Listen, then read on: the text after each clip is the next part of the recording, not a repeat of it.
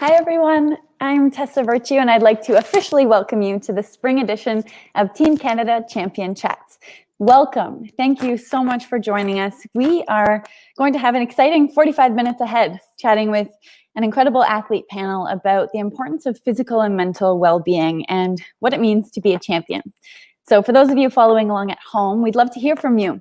Share on social media using the hashtag #BeAChampion, or write in the comments here on Facebook. We're going to do a live question and answer at the end of this, and we'd love to hear your thoughts. I suppose I should introduce myself. I'm a 5-time Olympic medalist in ice dance, and I've represented Team Canada for over a decade. I'd like to pass it over to our other athletes. They're incredible, so inspiring, good friends of mine.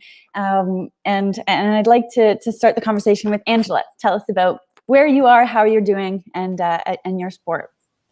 Hey everybody, I hope you're all doing well. My name is Angela White, and my sport is track and field, specifically the hurdles and the heptathlon.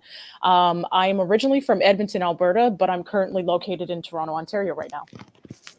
Love it. Thanks for joining us. Andrew, over to you. And I'm currently in Toronto. I'm a swimmer for about 20 years, went to competitions all over the world, 5-time Paralympic medalist, including this gold medal right here, put it in the screen, and happy to answer any questions later on. And just really happy to be here and answer anybody's questions, because that's why we're here, to try to help motivate everybody. So thanks for having me, and back over to Tessa. I love seeing that medal. It looks heavy. It is. Yeah, it's quite heavy. Yeah. Has some weight to it. Looks great. Has some weight. Michelle, can you say hi to everyone?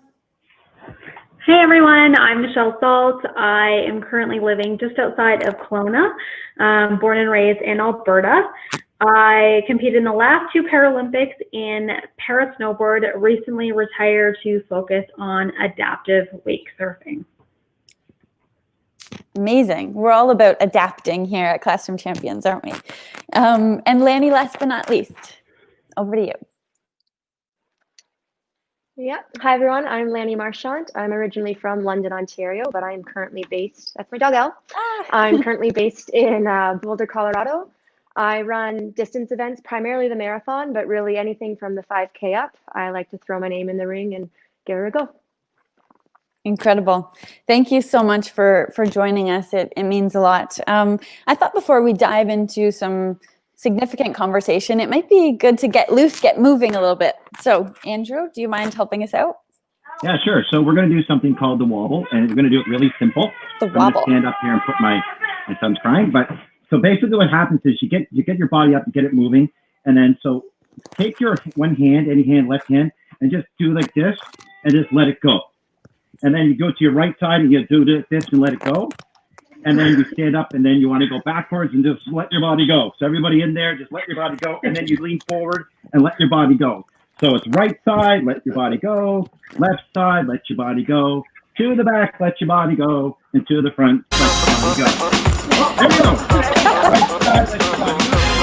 Left side, let your body go. Behind, let your body go. And then front side. And I tell my 9-year-old this, I say, that's the wobble. She keeps saying, let's do the wobble. So you can do it with your friends and have some fun with it. So that's just a little bit to get us going this morning. Hope you enjoyed it. And comment if you've heard it before, if you ever used it, give us a comment in the box. Thanks. The wobble. I'm officially incorporating that into my daily routine. Thank you for that, Andrew. Now that we got our blood flowing, we can dive into some conversation. And I think the whole concept of mental health and wellness and prioritizing that right now is so important, especially because this spring we've all had to modify our plans, modify our expectations, and adapt. So I know one thing that I've been trying to focus on is to be present, and that's not always easy, especially these days. I've been thinking about my breathing. I've been trying to take moments to write my thoughts in a journal or a diary. And I've been reading a lot too, because I find that when I'm reading, I'm really present in that imaginative space that a story can provide. So I've really enjoyed that. And I'm wondering, Lanny, how is it that you maintain your focus on health and wellness, whether that's physically or mentally, especially amid such turbulent times? Yeah, so for me, the biggest thing is recognizing what you were saying, like you can do deep breathing exercises, you can journal, but also the wobble we just did. You can get up and move your body, be incredibly active. I adopted a dog just over a year ago. So for me, bringing my brain back to center and focusing on how I'm feeling is usually on my walks with my dog. If I'm, especially in this space that we're in now with the world, and everyone's had to adjust and adapt. And for me, that means no racing. So instead of getting worried and frustrated by that, I can go hike in the mountains and clear my head with my dog. I love that. And it's a perfect way, especially with an animal, to bring your attention to something that's right there in front of you. And I mean, your poor dog doesn't know what's going on in the world. And that ignorance is also really a beautiful thing. Michelle, do you have any tips on reducing stress or anxiety? So I was in a really bad motorcycle accident 9 years ago, which is how I got into para snowboard. And, during that tough time, I really had to tap into the resilience and the strength that I never really knew I had. During this tough time, I also think about who I was then and again, those strengths. So I like to just remind myself that I'm alive and I'm breathing and I'm healthy, and that I have, a good support system around me. I meditate as much as I possibly can, as well as not just mentally, but physically. I like to stay active and, go to the gym, take my dog for a walk as well, or go for a bike ride. But I think just reminding yourself that, you're resilient. We are all in this together. We can get through this, and staying active. It's such important messaging, and it's great to remind ourselves that we're not in this alone, and we do have the strength and the skill set to come out of this and grow, learn, evolve, and we're stronger because of it, and we're in this together, as you say. I just want to make a quick shout out to one of the live comments, Samantha Goldman. She said, "Hi Tessa, our class motto is go for the gold. Could you make a shout out and give us some words of inspiration?" Goldman, I mean, what a perfect motto for you. It sounds like you're right on with the inspiration. I just think I'm all about setting big goals and dreams and using that passion to propel you forward and to fuel that. So it's important to have something to work for, something that means something to you. So I love that. Go for the gold. Why not, right? Angela, you did an activity focused on gratitude with Classroom Champions, and I'd really love for you to share a little bit about how you've incorporated gratitude into your daily life, and especially right now, how that's impacting your daily routine. Yeah, and I was really grateful, actually, to be able to have the opportunity to speak about gratitude.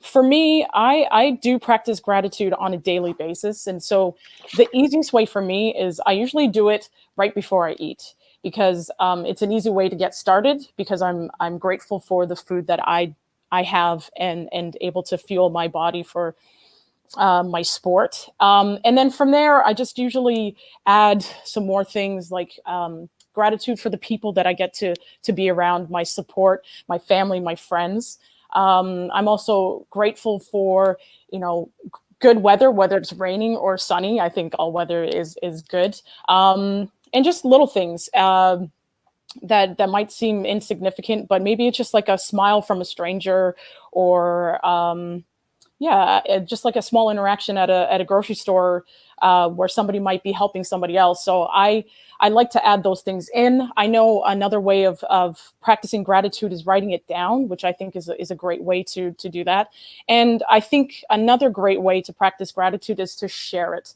I think sometimes, and I've done this myself, I hold on to my gratitude, and I'm trying to do a better job of making sure that I let the people around me know how much I appreciate them, what they mean to me, and how they help me on a daily basis. And I feel like that feeling spreads, and it really does change kind of your outlook on life if you can just remember the small things that you do have in your life that make things great. Well, now more than ever, isn't it those small, simple things that strike us most and that make us feel proud or happy or make us feel joy? And we have the ability to inspire that in others. Everyone does, because we're all champions, right? That's our motto here. Andrew, you did a really fun challenge to kick off the Team Canada Champion Chat series this spring, and I'd love to hear about that. I would love for you to tell the audience what that was like.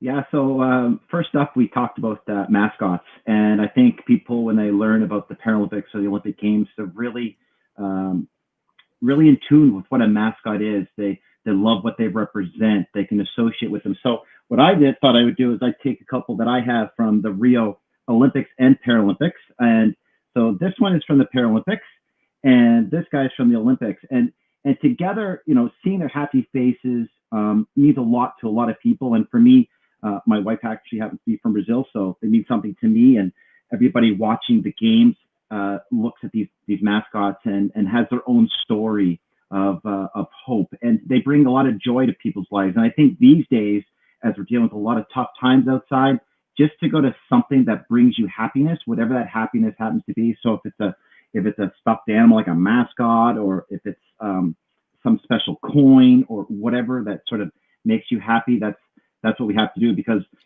as with somebody with a disability, I lost my leg when I was 6 years old. I've overcome a lot of challenges in my life, but right now with society, there's a lot to overcome, and we just have to be better than that. So I think being able to focus on one thing and being better every single day. One of my mottos is I want to be better today than I was yesterday, and I want to be better tomorrow than I am today. And if you live by that motto, you'll see what amazing things you can accomplish. Incredible. I love that concept of progression, evolution, and growth, because we can always improve, right? You're talking about something tangible to have in front of you to remind you of happiness, or something that, makes you feel comfort.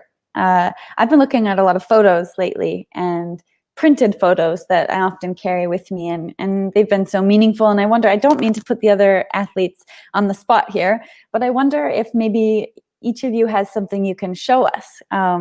And selfishly, I mean, Lanny, I'm hoping that you showcase your dog here, but I'm going to start with you, Lanny, and maybe we can just hit up each athlete for something you can show us and talk a little bit about what it means to you. Yeah, so she actually just came into the room here, so I'm going to try and bring my camera down, show you guys my puppy. So this is Elle. I named her after Elle Woods. That was also my nickname in law school. She was supposed to be 50 pounds, but she's 80, so she's almost the same size as me. And so she's traveled since I got her. She's been everywhere with me. We've gone to Vancouver, Saskatchewan, Phoenix, LA, Toronto, Detroit. Now we drove out here to Colorado. So she's kind of my little traveling mascot, I guess you could say. She's always excited to see me, and I'm slowly teaching her to run with me. So she's my little show and tell. She's beautiful, and she's not camera shy. Oh no, she hams it up for the camera. Perfect model, just basking in the sun right now. Yeah. Angela, do you have anything you might be able to share with us? I don't know how I'm going to follow that up. But little fun fact, actually, Lanny and I are teammates. We've been on Olympic teams together, and I've taken care of Elle. And so I'm quite familiar with how charismatic and just a wonderful dog she is. I don't have a dog, but what I do have is a plant. So I don't know if you can see that. So yeah, it's another living thing that you can take care of. And fun story about this, the flower here, so this is a peace lily. And when I first got it, there was a couple of flowers, but then over time, and guess what? I'm not an expert at taking care of plants. I'm surprised this has lasted so long. But the flowers had gone. But I still, the leaves were still there, were still beautiful. And actually just this spring, and it's been a while, like probably over a year, another flower came in. So I just, I'm very grateful for this plant that I get to take care of and see how it changes through the season, and gives more flowers. It keeps giving. It's a nice time to focus on your plants. I imagine when you're competing and you're on the road a lot, you aren't able to nurture them the same way. So no, but I do have great friends that know that I do love plants, and I think they add a lot to the house for many different reasons. So look up plants, look up how it can help your house, and yeah, so it's still alive, and I'm pretty happy about that. Michelle, I want to get to you, but before, I just want to comment on Allie Smith wrote in. Thank you for writing, Allie. And I just thought this was beautiful. She said, we have a gratitude rock. We sit in a circle, hold the rock, and share something we're grateful for. Then we pass the rock, and the next person has a turn to share. And that's Miles grade 1. I just think that is such a great concept, and maybe something that we can all incorporate with our family, friends, or communities. Michelle, I see we have another pet here.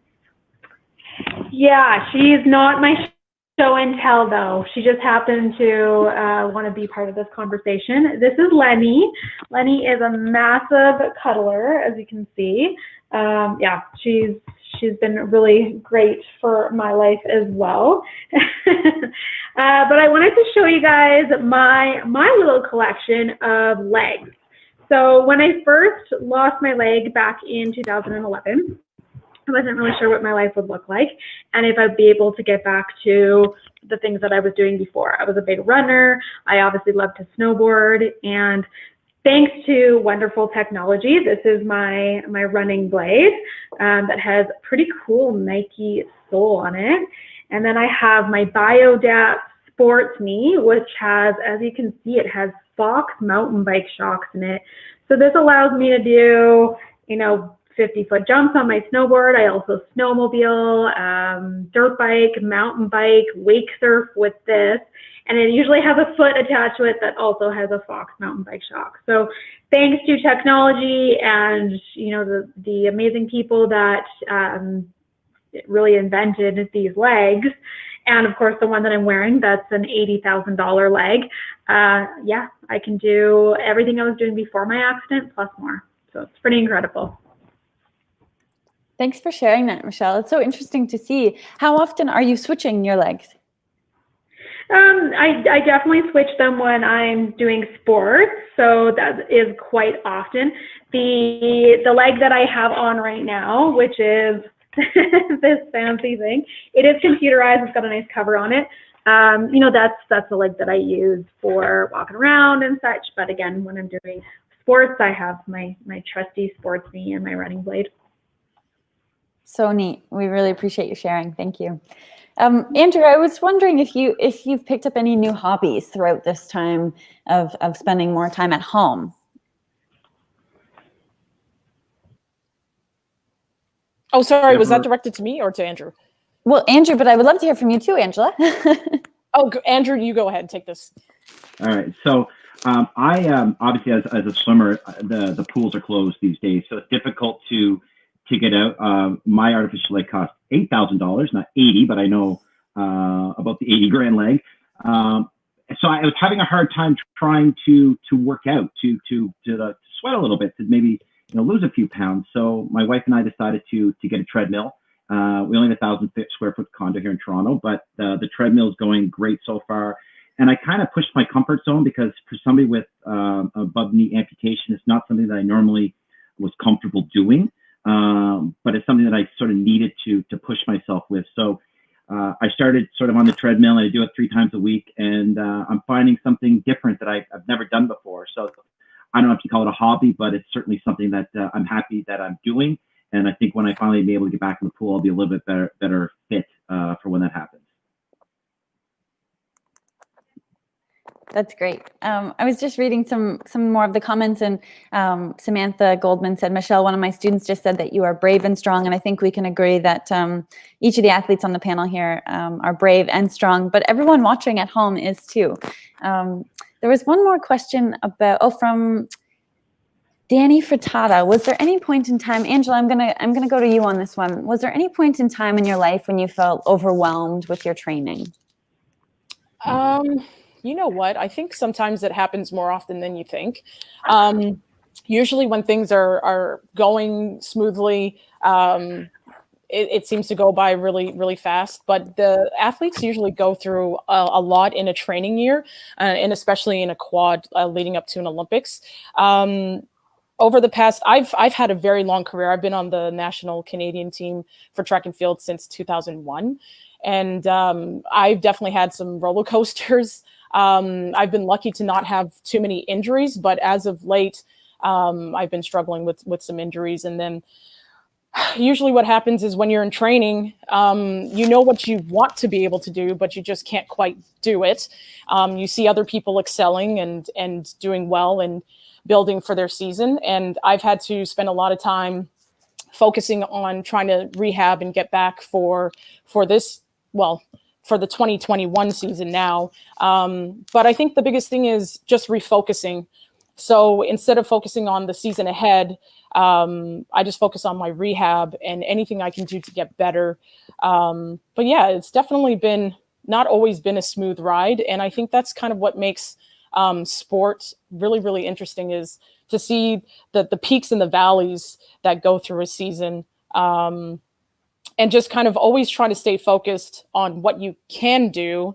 And then eventually that will lead you back to the things that you know you want to do and try to achieve. It's great messaging. And I think there are some takeaways that we can all hold on to from that.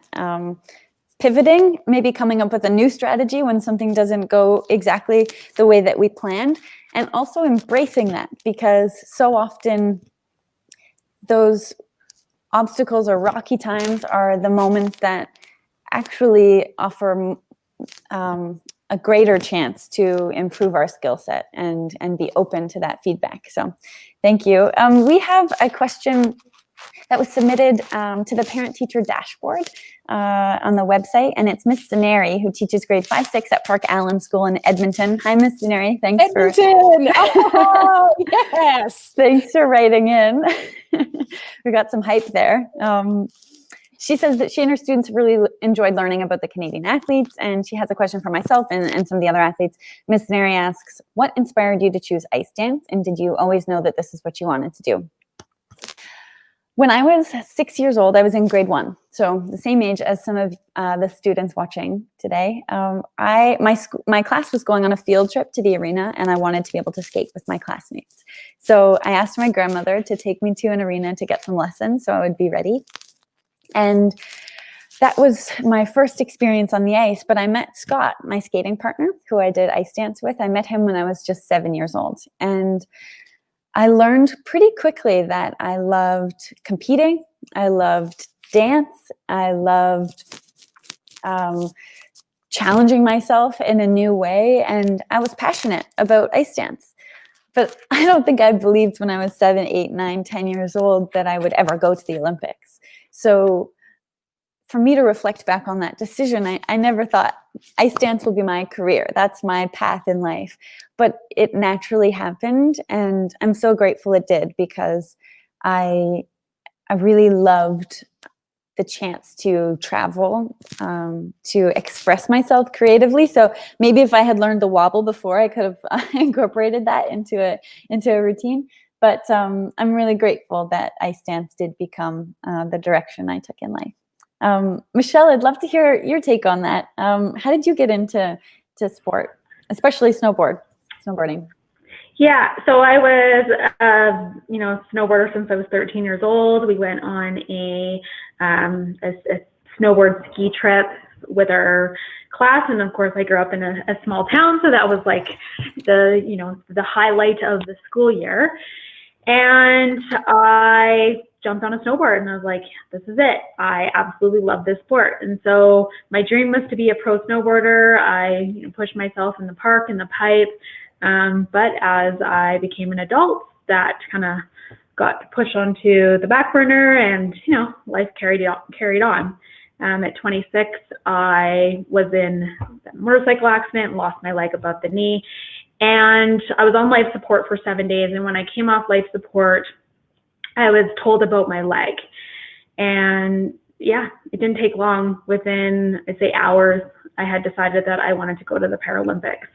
So 5 months in the hospital, you know, my family had put pictures all around my room of me on my snowboard, and they're like, this is going to be your future. You're going to get there. And 2.5 years after that accident and setting that bedside dream, I made that a reality when I competed in the Sochi Games. But just even getting back on my snowboard, I'm not gonna lie, it was really frustrating the first time, because I was now using this knee that I showed you with Fox mountain bike shocks. You know, it was so different, and I had to relearn to do it. But snowboarding and sport in itself has given me the platform and the ability to heal from my accident, and I've made some of my best friends within sport.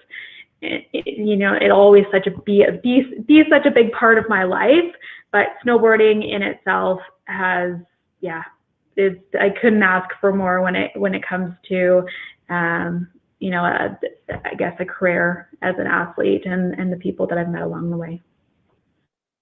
I remember hearing your story, Michelle, when we met at Parliament Hill after the Sochi Olympics, I think, right? Yeah. And what a tale of resilience, and a reminder that even when it seems like the mountain ahead of you is steep and high and big, if we dream big enough, and if we pursue that with intention, you know, it's possible to achieve incredible things. So thanks for sharing that. I thought before we get into some social media questions and some questions from the Facebook comments, it might be a good time to take a mindful moment. And Lanny, I'd love if you could lead us in an exercise here. Yeah. So what I want everybody to do is, before we stand up, I want you to do a hill breath. So what that is this is going to help just calm us down before we hype up and jump around. So all you're going to do is take a deep breath, and I'm going to stand up so you can see me better. I want you to breathe into your belly, and then have it come all the way up your shoulders and to your collarbone, and then let it fall down your back. So you're nice and relaxed, and your shoulders are now pulled down and back. And then I'm going to get us moving here, but I'm going to try and make sure my dog doesn't jump on me. And I just want you guys to run on the spot, or do some jumping jacks. She couldn't care less right now. But let's just try and get our heart rate back up going, moving around. You can be as silly as you want. Shake it off. And then, yeah, they're already doing it. Okay, good. And then what I want you to do is put your hand, feel your blood pumping. Now, I want you to do that hill breath again, keeping your hands on your heart. And I want you to really imagine filling your lungs up with as much air as possible, pulling all that air up to your collarbones, to your shoulder, and then pulling your shoulders down and letting the air fall down your back like it's falling off a cliff. And when you do that, you can feel your heart rate come back down, and your back calm again. And this is a trick I use when I'm really nervous for a race. I'll calm myself with a breath, then I jump and dance around. I'm the lunatic on the start lines of races, jumping and dancing. And then before they shoot the gun off, I'll touch my heart, and I'll do another hill breath and try and bring everything back to center and focus back on me. And then I'm ready to go and compete and hopefully have a great race out there. So there's a little movement exercise for you guys. That's awesome. Thank you so much, Lanny. What is so cool about that is it just brings our attention to our senses, right? So how we physically feel. And sometimes when you're nervous, I don't know what you guys feel, but your palms get tingly or maybe sweaty, and your breath gets short, and you feel those butterflies in your stomach. Have you felt that at home? And it's good to notice those things, because sometimes that can also reflect excitement. It doesn't necessarily have to be a negative thing. We can view it as a positive, and it's our body just getting ready to perform. I really like that. I think taking note of what we smell, what we see, how we feel, maybe it's the wind in our hair, on our skin, all of those sensory things allow us to snap back into the present moment. And I think that is a really critical thing. So thanks, Lanny. That was great. And incorporate a little bit of everything: the physical, the mental, the emotional. I think it's time officially we get to the social questions here. I'm going to just scroll on the side here. Let's see. Well, Allie Smith says, love this deep belly breaths and brain breaks like Lanny's get us through the school day. That's so true, so important. There was one up here that I really thought was,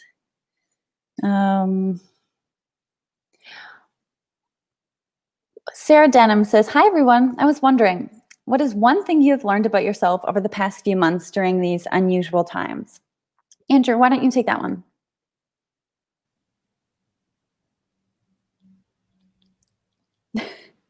Where's that?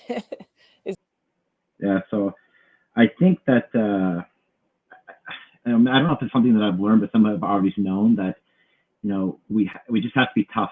When times get tough, you just got to persevere and get over it. The Paralympic Committee has this really great video right now about how as a Paralympian we've sort of overcome challenges and a lot of challenges in our lives. Not to say a lot of other people haven't, but I think it's just taking stock of what you have and being thankful and being appreciative of everybody and just being understanding, I guess, overall. Like, I'm working full time at home. I've got kids. My wife's working. So it's really challenging sometimes to make everything go the way you want to go. So giving myself a break, not being as hard as I normally am. I'm really hard on myself in the pool and trying to push myself to my limits every time I'm there. But back home, just understanding that there are going to be challenges. And every time you hear somebody talk, we don't know where things are going. So just being really mindful that, yes, I want to progress as a person. And also, if you have a little bit of downtime because you can't go as much, take that time to learn, take that time to read, take that time to invest in yourself. And I think if we each take time to invest in ourselves and what we're doing, not just watching TV all the time, on the iPhones all the time, get away from that. Because I guarantee you, in a couple of months, when we're back to where we need to be, and if you could take that time to yourself and create better habits, you'll be a much better person. And then you can look back at the pandemic and what's going on, saying, you know what, it didn't take hold of me. I got the best of it, and I'm learning, and I'm a better person. And isn't that what we all want anyways? I'm learning, and I'm a better person. It's great. Alice Prince asks, and Angela, I'm gonna send this over your way. We're curious how you keep up with your training when everything is closed. How are you finding that, Angela? I'm sure you have to be quite creative. As best as possible. So here in Toronto, we were able to use green space. So I was able to do some running there. And I just found that I kind of went back to some of the things I used to do when I wasn't just a track athlete. So I played all sorts of sports growing up. And I do have a pair of soccer cleats. And since I was on a field, I decided to put out some cones. And instead of just doing the straight ahead motion that we all do in track and field, was able to kind of come up with some different drills, probably similar to what soccer players would do, something similar to what football players would do. And I actually found that a little rusty, but I definitely did enjoy doing something just a little bit different. So if anything, the time away from the track isn't a bad thing, because now I'm able to use creativity, and our coach is still sending us workouts, and he's being creative with the things that we can do, and just trying out different things. Angela, I'm picturing you hurtling over your couch and your dining room table and random things in your in your place as well. If I wouldn't break things, I probably would do that. Definitely. We have a question that asks, Jessica Franco, thank you for writing. As athletes, what keeps you going when you are physically or mentally exhausted? And Lanny, I think this is a question for you, our marathon long distance runner. Yeah, so marathon training's hard. But for me, especially the past couple years, I've had 3 surgeries in 3 years, and basically felt like each year I was just getting in shape for more surgery. So the mental exhaustion of knowing I'd overcome one obstacle and then I'd have to rehab and build back again, and then rehab and build back again. I just learned that patience is absolutely key with myself and with others around me, that people are there to help. Tessa, we have a common person, and we both worked with Bruce Craven to rehab our bodies back. And he really helped me hone in on what I'm able to control and what I'm not able to control. And that you have to let go of the things that you can't control, and that sometimes is exhaustion and mental fatigue and physical fatigue, and just learning to respect my body and my mental space and giving myself more breaks through the day, whether it's to get up and dance around like a fool or to just actually relax and take a walk with my dog instead of going for that extra run. And it's just finding that balance, especially right now during these COVID times. I've really been able to enjoy having some space away from the hard push to get my body back healthy and ready. I'm healthy now, I am ready, but I get to now enjoy the process a little bit more. And I'm finding that the mental and physical fatigue is a lot less now that I've learned to work in mindful moments and recovery time. We can't underestimate the value of recovery and what that does towards our progression and our pursuit of a goal. And sometimes we get lost in just wanting to work our bodies so hard. Thanks. Alicia Renault says, what have you learned from your training that we can use in our daily lives in normal times also? And Michelle, I wonder if you could weigh in here. I retired a couple of years ago, but even now I still constantly think about my training and what I learned and how that has carried on to my everyday life. For me, it was just being, we talk about being resilient and constantly pushing myself to, be the best that I can be. I think pushing yourself out of your comfort zone, that is key during this time. Of course, we have to definitely respect everything that they are telling us to do right now.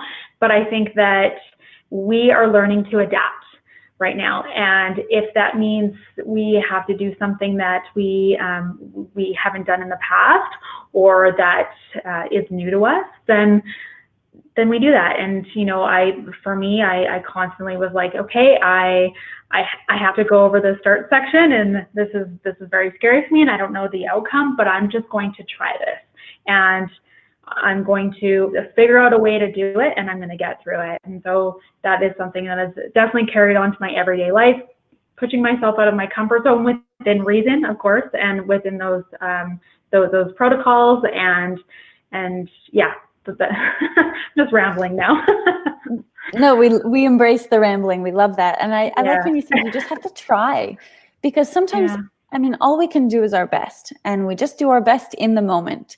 And the first step towards that is just trying, just putting one step in front of the other and doing the best we possibly can. I wondered if we could all maybe offer one piece of encouragement. Andrew, I'll start with you. Just one piece of advice or one thing that might offer some comfort, especially during these times, to our audience here. Yeah, I think I'm going to speak specifically, obviously, to all the students who are probably not going back to school for the rest of this school year. And I know it's difficult. I've got a 9-year-old at home who, misses her friends. And I'm certainly a lot of you out there are missing the interaction you have with your teachers, with your friends, with certain people in other classes. And I think that, there's a lot going on in life right now, and there's a lot of reasons that you're not going back to school. Use social media, Zoom chat with your friends, FaceTime, those types of things, and just enjoy being home. Just enjoy, the moment of sort of an extra long summer vacation, because it's a unique situation that I think we'll look back on in 5-10 years and go, I made it through that. So be as positive as you possibly can. As I said during my swimming career, that I didn't sacrifice a day of my life in my swimming career because I was investing my time to be better. And right now, I think everybody just needs to invest some time to be better, both mentally, physically, emotionally, and just be aware that things are changing and we need to change with them. And, there will be brighter days ahead. Well said. Lanny, how about you? What I've found that's something to kind of keep me focused and keep me excited during these times is I actually grew up as a figure skater. And so I've been trying to relearn how to do a shoot the duck or a pistol squat. And so just finding fun and handstand. So I've just been trying to find fun challenges that can kind of get me through some of the low points, and it's something different for me to work on outside of my lawyering or my running. It's just a fun challenge for me. So that's something that you kids can get out there and do, is try and pick up a new skill or play with your siblings and create a game. My family and I, we used to come up with our own ridiculous games in the backyard, being one of 7 kids. And just so I'm trying, as much as I'm here by myself and I'm not with my family, I'm trying to FaceTime them a lot, Zoom with them. We'll play games. We'll do handstand challenges on the phone, and just finding different ways to challenge my head and my body, and trying to be creative with how I'm reaching out to the people that I'm missing right now. I did know that about you, that you used to be a figure skater, and I love that. And I don't know if I'm inspired to try shoot the duck, but I love the handstand challenge. Maybe you can share some of your photos with us, and we can keep up to date on your progress. Yeah, definitely. Angela, how about you? Any encouragement for our audience? Yeah, and I think this time is unprecedented, and I think this is a good time to test ourselves and to not be afraid. I think there's a lot of kind of scary things that are going on, but I think this is a great opportunity to kind of push ourselves in different ways. So if you've always wanted to try something, like Lanny was saying, like try something new, don't be afraid to fail at it, because this is a perfect time. Actually, any time is a perfect time to start something new and fail at it, because that's the only way that we really truly get better at anything, is if we try. But I think the first thing is, don't be afraid and just start. A lot of times what I do, if there's something that I don't know if I really want to do it, but I feel like it's something that I should try, I just give a countdown from 3. I give myself a 3, 2, 1. And as soon as I say 1, I just go for it. And whatever the outcome is the outcome. But the best thing to do is to not be afraid. Use this time to be creative, try something new. And if you fail, that's okay, because you'll just find another way to make yourself be successful in whatever you want to do. I love that. We can't be afraid of failure, right? Because how else do we get to learn about ourselves and try new things? And I think taking that fear out of it and just making it part of the process, whatever it is really important. So thanks, Angela, for sharing that. No worries. Jess Harriet asks, what is one thing you all look forward to on a daily basis? Well, I'll take that before we wrap up. Coffee, for one, a walk, and a talk with my family. Those video chats have served as such a bright spot in my day. So with that, I want to thank you all for joining. This has been incredibly insightful, and I hope that there are some takeaways about being present, prioritizing your mental health, and also practicing gratitude. I think there are many strategies that I'll be implementing into my daily life moving forward. And I want to also leave you with a challenge in true classroom champion fashion. I want you to think about kindness and how that makes you feel. When someone does something nice for you, that feels pretty good, doesn't it? So I want you to reflect on that, and then think about someone in your life, whether that's a family member, a loved one, a friend, or maybe someone in your community, and think of something kind you can do to make their day better. So some examples might include drawing a picture and putting it up in your window for any passerby to see. I've seen people painting rocks and leaving them around the community to maybe put a smile on someone's face. Writing letters. I love the idea of sidewalk chalk as well. There are so many things, and I would love you to try that and let me know how that makes you feel. So share your act of kindness, pay it forward. Use the hashtag #BeAChampion, and I'll be following along. I can't wait to see what you come up with. This isn't the end. There's much more Champion Chats excitement to come, but I thank you for joining us, and stay tuned for what's to come. Thanks, everyone. Thanks to our athlete panel. You guys are the best. Thank you. Bye, everybody. Safe summer. Bye, everyone. Stay safe. You too. All right.